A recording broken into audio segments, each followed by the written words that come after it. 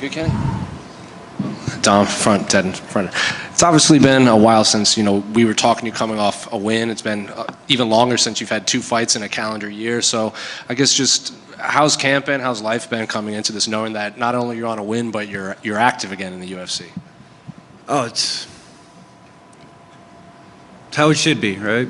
I fight, I win, and I fight again. Camp's been great. Life's been great. The cool thing about winning a fight is you don't feel like you have to go home and do all kinds of changes and make all these different adjustments. Yeah, adjustments need to be made, always, but it's not like I have to start over and, oh man, we got to fix what went wrong, we got to do all these things. So it's really nice. It's really nice to just know that what you're doing was the right thing, and you just stay on track and you keep building, and you get stronger and stronger and stronger. And mentally, I'm at a very, very good place. I'm not back, I'm better. Anthony was in here, and he said his mindset coming into this fight is he doesn't really care about wins and losses anymore. Just he was so frustrated from his last performance, he just wants to go in there and just punch someone. So I guess, and you also wrote on Instagram, it was a long time coming with the poster. So was that just like fight talk, like you guys have been circling each other for so long, or is there any personal issues you've had in the past, or just 2 ranked light heavyweights that are finally fighting? Well, if I'm not mistaken, we both, so he was in the UFC, he left, and then he came back. We both came back around the same time. So we've kind of been just circling around each other this whole time, aware of each other. We've had a few interactions where it was like, hey man, nice to meet you. Like, we're gonna fight one day, and it's gonna be awesome, And it's just, at the end of the day, we're just 2 men trying to feed our families. He used the phrase, like, his last win was against Vitor Petrino, and he goes, I'm not going to tell my grandkids about beating Vitor Petrino, but he said his exact quote was, a win over Dominick Reyes still matters to me. Like, that's something I'll talk about in the future. So do you feel the same about Anthony, even though where he's at his point in career, a win over Anthony Smith is still big in 2024? Absolutely, man. I mean, it's respect. I mean, we're 2 veteran fighters who have been through a lot in this game, and we have respect for each other. I have respect for him. I know he has respect for me. He's almost a 65 vet, He's been in there with everyone as I have, Between me and him, we might have fought everybody in the UFC light heavyweight division in the last 10 years, you know what I'm saying? So it's a fight that, yeah, beating Anthony Smith feels good, right? He's not an up-and-comer, he's a name. It's not like a guy he's already established as who he is. So yeah, I do look forward to fighting Anthony and then having his name on my mantle, I guess you could say. When he was in here, he was kind of talking about your past losses, and he said it was like when you fought Yuri's a difficult guy to fight and difficult guy to prepare for, and maybe it was just a bad decision and you got caught. And then the Ryan Spann fight, you said it looks like you did everything perfect and you just got caught, and that's just how MMA goes. Is if you do reflect on those losses, is that something you also kind of agree with what he's saying, like where he's coming from? Yeah, I mean, there's different reasons for everything, yeah. With the jury fight, I was just a freaking war, man. You look at that fight, we were just beating the crap out of each other. You could say I lost, I got knocked out. Yeah, I did. And it was a crazy, ridiculous finish. Knockout of the year, in my opinion. But we were putting it on each other. I hurt him multiple times. I knocked him out at one point in that fight. It was, that was fun. But my whole mentality going into that fight was, hey, I want to bleed. And as a fighter, that's not a great idea to go in a fight saying, I want to bleed, right? Like, I was at a point in my life where I just had something to prove to myself, where I just wanted to go out there and bleed and throw bombs and hit each other with everything I had.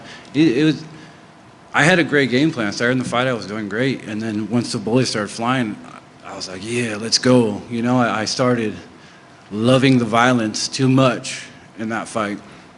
Then against Spann, there was all kinds of different factors that led to that. And I was doing the right things for the most part, but I wasn't there mentally.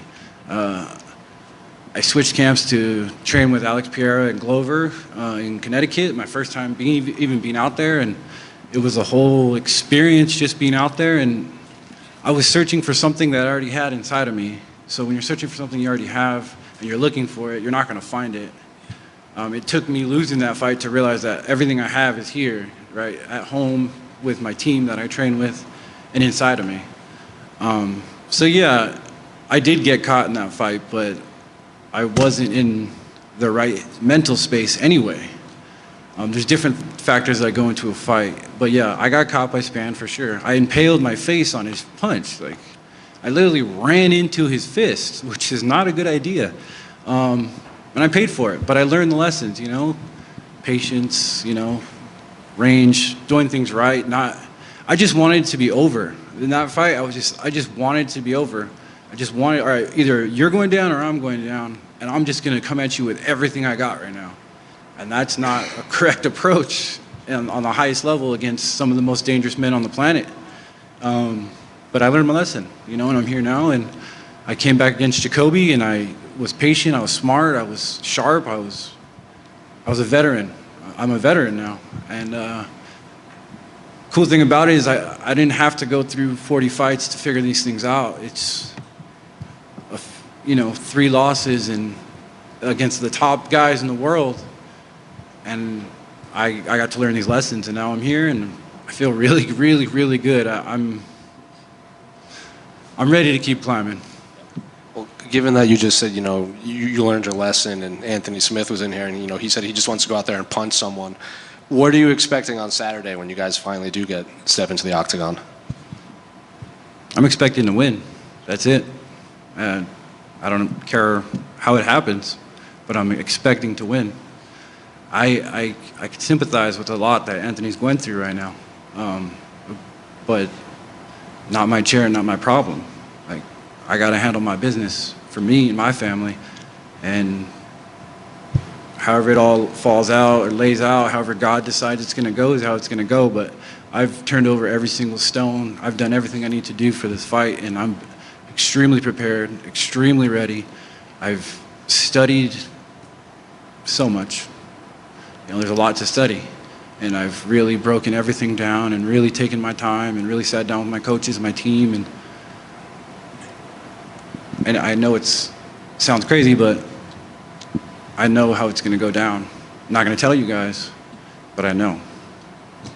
Just last one for me. He's been training a lot with Jamal Hill to prepare for you, like a long, rangy southpaw that has a lot of power with a lot of accuracy. Have you had to bring in anyone specific to prep for Anthony? No, man. Just like Jacoby, it's my team.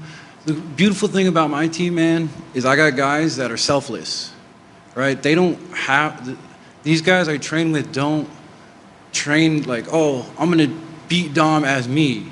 Right? No, the guys I train with never act like themselves. They do exactly what I need them to do. I need you to be Anthony Smith. I need you to be Dustin Jacoby. I need you to be John Jones. And they do an excellent job of imitating my opponents and giving me the looks necessary to show up and have reactions without thinking at all. Dominick, you're one of the best players in Stony Brook football history. Have any specific football techniques helped you in your MMA career? Oh, absolutely. Mainly film study, going back to the film study.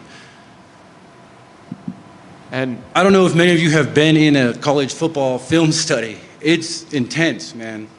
2 seconds, coach pauses it, rewinds it. 5 seconds, coach pauses it, rewinds it, goes back and goes back over and over and over. What the F is this? Look at your stance. Look at your pad level. Look at your angle. Why is your foot doing that? What are you doing here?